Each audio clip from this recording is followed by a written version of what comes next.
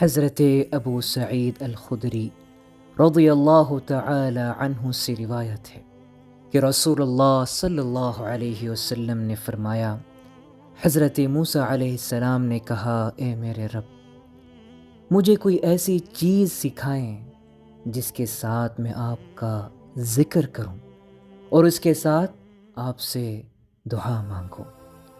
تو اللہ تبارک و تعالی نے کہا، اے موسیٰ، تم لا الہ الا اللہ پڑھا کرو۔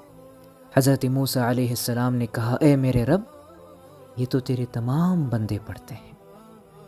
تو اللہ تبارک و تعالی نے فرمایا، اے موسیٰ، اگر ساتوں آسمان اور میرے علاوہ ان میں رہنے والے تمام کے تمام اور اسی طرح ساتوں زمینوں کو ایک پلڑے میں رکھ دیا جائے اور کلمہ لا الہ الا اللہ کو دوسرے پلڑے میں رکھ دیا جائے تو لا الہ الا اللہ کا وزن زیادہ ہوگا۔